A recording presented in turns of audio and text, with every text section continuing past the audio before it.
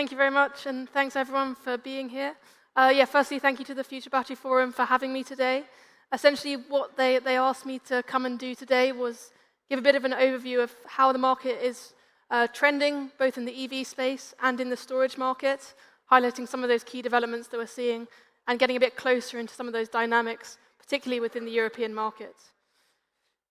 First off, just a little bit about Rho Motion. We're a research house and consultancy based in London, covering the EV and battery markets, and you can go on our website and see more about what we do if you would like. So, looking now at the battery market, 2023, I'm sure some of you will have seen it, kind of a figure throwing around, the first terawatt-hour year. The battery market, kind of 3 quarters in, is up 44% year to date. We are still on track to hit probably just under a terawatt hour. I think we're now tracking at around 970, 980 gigawatt hours. But, really impressive growth that we have seen over the last few years. Looking to next year, again, we're expecting a strong year with growth at 37% year on year. So really, this battery market is continuing to expand at a really impressive rate on that global scale. The other thing I just wanted to highlight here is really where we're seeing that battery demand coming from. If we look back to kind of 2020, the EV share of battery demand really wasn't even making up the majority of the market. A lot of demand was coming from portables and really other small niche markets. Now in 2023 and looking to 2024, we can see that EV and stationary storage market really taking up the kind of lion's share of battery demand. Moving over to the EV space more specifically now, you'll have seen this chart earlier in Ilka's talk. This is now updated for 3 quarters of 2023. One thing I really wanted to highlight your attention to, we are seeing penetration rates increase across most major markets. The really key one to pull out is Germany, of course, where we have seen that penetration rate decrease. And there was a question earlier in the panel, and I think it was answered really well by someone. One of the really kind of key reasons for that is the removal of the plug-in hybrid subsidy that we saw at the start of the year. In terms of the German market more specifically, we have seen BEVs increase by 44% year on year, so that the BEV share is really increasing quite strongly, but we did see that plug-in hybrid share drop off by about 38%. So really what we've seen is that dynamic shift from plug-in hybrids to full battery electric vehicles. And when we think about that in terms of battery demand, that, of course, does result in a much larger increase in overall battery demand, both for that market and for the overall European market. So 10 months into 2023, the market's on track for 30.7 million units of EVs across all the different vehicle classes. China, of course, dominates that, expected to account for 8 million units this year. And looking to next year, we're expecting a strong growth again at 35% year on year, up to 18.5 million units. There's been a lot of negative sentiment in the last few months around the EV market, but it's not really being reflected in the numbers. I think one of the key things that people have been kind of clinging on to is we've seen a lot of reductions in targets from the likes of Ford, GM, Toyota. And the reality of this is it's really them bringing their targets back in line of our expectations of where they would be at this point. Looking a bit closer at the European market, we can really see that the different markets fall into 3 key categories. So we have countries with high penetration, countries with medium penetration, and those countries with the lower penetration. In terms of kind of key turning points for these markets, it really comes down to legislation, and we can see that kind of uptick take place from 2019 to 2020, when we had that change in CO2 emission targets, which I'll touch on more shortly. What I did want to highlight here kind of more clearly is when we look at Norway, which is really kind of given as the prime example of electrification and really rapid development of EVs, what we're actually seeing is it is quite difficult to really surpass the 80% mark. So Norway is kind of hovering this year around 80% EV penetration. It first reached 80% in a single month back in 2021. So really that kind of getting past that point is quite difficult. And what that comes down to is affordability of EVs, which is a kind of a big, thick barrier that we still need to surpass. Really, when we look at where those ICE vehicles are still being sold, it really comes down to kind of the small car market, where typically ICE vehicles will still be cheaper. Thinking a bit more about the kind of legislation and turning points we have going forwards, in 2020 we saw that drop in CO2 emission targets, and that really kind of mobilized the European market and got things moving. We saw lots of OEMs having to kind of join pools to be able to meet these targets, but really a big step up in sales across the market. In terms of the kind of next step changes they're expecting to see, 2024 really isn't expected to be a kind of dramatic change for the European market with no real change in that emission target. But 2025, when we have that next 15% drop, is when we'll really see that next step change take place. Looking further ahead, in 2027, we have basically a rescheduling or a reanalysis of how plug-in hybrids their emissions are tested, and that will really result in a further step change there. And then, of course, looking further to 2030 and 2035, we're going to see that further change take place with the stricter CO2 emission targets. Another big topic in the market this year has been around EV prices and some of the price wars that we've seen. What we've got here essentially is our regional BEV price tracker. So we take a look at the top 20 best-selling BEVs in each market and essentially track their price on a kind of rolling month basis. And probably one of the most interesting trends that we have seen is that US EV price now come basically in line with where we're seeing it in Europe. So really, there are a lot of challenges in the European market, and I think that the fact that the US is now kind of price competitive is probably one of the key things that we are seeing there. We compare that then further to the Chinese market, and you can really see that dramatically lower price, which is really fueling EV sales within that market.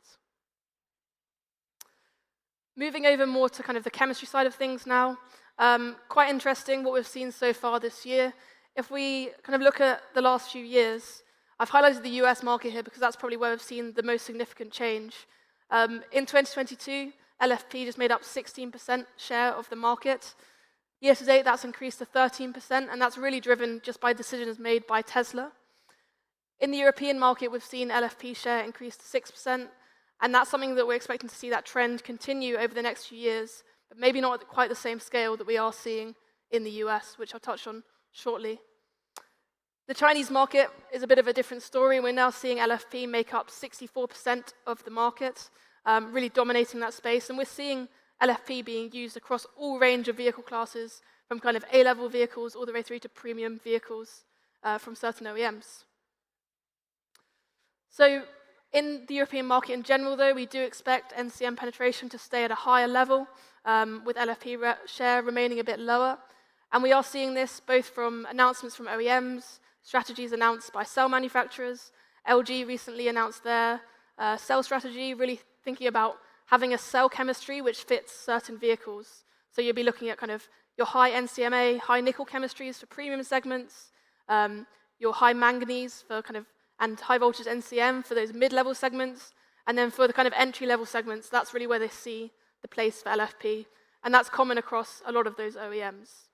The other thing that we've noticed in Europe is typically legacy OEMs in the European market take a lot longer for changes to take place in terms of cell chemistry. This is compared to the US market, we do see changes happening slightly faster. So yeah, that was the EV market, and now we'll shift slightly towards the stationary storage side of things, which is of course a really important market as well. So here what we've got is it's quite an interesting story. Really, the Chinese market is leading the way again, very similar to the EV space. What we've got at the bottom here is just a timeline of monthly installed stationary storage for both grid and the behind the meter, going back to January 2020. Really, the US market and the Chinese market were tracking at quite a similar level until 2022. In 2022, we saw the Chinese change in policy, which essentially required storage to sit alongside renewables. This was really kind of the big driver for storage and why we've seen things really take off in the last year or so. US market is kind of equally strong. We are seeing quite a few developments happening there. The European market, however, is tracking relatively far behind. And there's a number of reasons for this, which we'll touch on shortly. Just to draw your attention to kind of some of those figures around expected deployments this year. So this year we're forecasting 130 gigawatt hours across the grid and behind the meter markets. Really the bulk of that is coming from the grid market, and that's where we see the bulk of the growth as well. However, where we are seeing some strong behind-the-meter market growth is in the European market, which I'll explain more here. So taking a look at basically the 4 largest markets within the EU, you have the UK, Germany, Ireland, and Italy. UK obviously not within the EU, but within Europe more broadly. Really quite different markets are emerging here in terms of that demand. So in the UK market, it really is much more a story of grid, and that comes from basically some of the market mechanisms that exist in the UK, some of the capacity markets, and fast frequency response that storage in the UK is involved in. Similarly for the Irish market, a bit of a kind of lower level of capacity, but we do see a strong grid market there. Compare that, however, with the German market and the Italian market. Really here is where we see behind the meter coming through as really strong growth.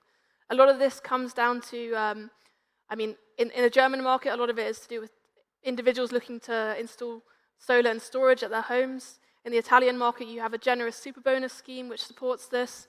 So really seeing strong growth in both those markets. However, when we think about how this is going to develop over the next few years, Germany really has strong potential to overtake the UK and become the strongest market for storage within Europe. And a lot of that is to do with some of the ambitious targets around renewables, a lot of the phase downs of thermal plants and nuclear plants that we're seeing in Germany. And storage really has a strong opportunity to come in there and fill in some of those market mechanisms that are being taken off by other resources. In terms of chemistry within the storage space, it really is a story of LFP. LFP is really dominating this space, but it hasn't always been this way. So if we look back to 2020, LFP made up less than 25% of this market, and that was really a fact of the way this market was operating. It was a surplus market. Essentially, the cells that were being supplied into storage were essentially kind of leftover cells from the EV space. As we look forward to kind of 2022 and 2023, we've started to see this emergence of energy storage specific cells being developed, which are both larger formats and really across the board they are LFP. There are other chemistries, of course, emerging in the space, but just on that kind of single cell format that we are seeing, when we look pre-2022, the kind of standard LFP prismatic cell typically sat around 100 to 200 amp hours, and with that you would get 3,000 to 6,000 cycles. In September last year, CATL announced their 280 amp hour prismatic cell, which typically has 6,000 to 8,000 cycles. And that's now really the industry standard within storage, and that's what we're seeing all the different integrators use across their products. This year, we've really seen a kind of flurry of announcements, even larger, so 300 amp hour plus, some players with 500 amp hour cells. And really what this means is you can kind of push that cycle life up to 12,000 cycles. If you're thinking about a system that you're maybe cycling once a day, you could be looking at a lifetime of up to 30 years for that storage asset. And that really does cause a shift in the balance of how you're thinking about things when lifetime cost is really being the key consideration for storage. You also get a number of added benefits with that in terms of kind of lower cost from those larger cells. However, one thing I did want to touch on, of course, sodium ion has been a really big story across both the EV and the storage space this year. And there's been a lot of talk around how sodium ion can potentially disrupt LFP. There are a number of kind of pros and cons of sodium ion, I guess. I guess the one key thing to highlight is ultimately lithium ion prices, or lithium prices is going to be the key determinant for how successful sodium ion is. We really saw a lot of attention be drawn to sodium ion at the end of last year when lithium prices went extremely high. As lithium prices have cooled off this year, a lot of that investment and attention has slowed down slightly. This is really talking about the Chinese market specifically. However, there are, of course, lots of benefits. We did see in the last week, of course, Northvolt announced their plans and Ultras to get into sodium ion, and that's a really exciting opportunity for the European market. I guess one of the kind of key things with sodium ion is, of course, it is operating at a lower energy density, particularly these kind of first generation ones. They're typically a lot lower energy density than LFP. Your cycle life isn't going to be as good as LFP, particularly for these specifically designed LFP cells that we are seeing for storage. But it's promising, and In China, we are starting to see quite a lot of announcements come through. So currently, we think there's about 7 gigawatt hours of capacity online by 2025 of announced capacity, and this number's going up all the time. There's about 57 gigawatt hours announced. And one thing to really highlight there is, of those 8 players there, none of those are your kind of typical LFP or typical Chinese cell manufacturers. These are all players who've come along and announced new sodium-ion operations. So a big market to come, and one to watch out for going forwards. So yeah, that's all from me, and I'm happy to take 1 or 2 questions. Thank you.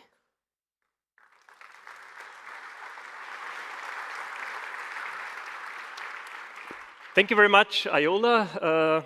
A few questions came in. One question was, what is the biggest, largest uncertainty in all the predictions that you showed? So is there a major influence that causes or might disrupt some of your predictions? I mean, I guess like any sort of black swan event would be, of course, the kind of biggest opportunity for disruption. I think one of the really interesting potential disruptors, if we look at the US market in particular, is change in administration. With the election next year, I think, if the Republicans get in, we could see a lot of scaling back of support, both from the IRA and things like the EPA emission standards. So yeah, any kind of change in leadership has the potential to disrupt things quite significantly.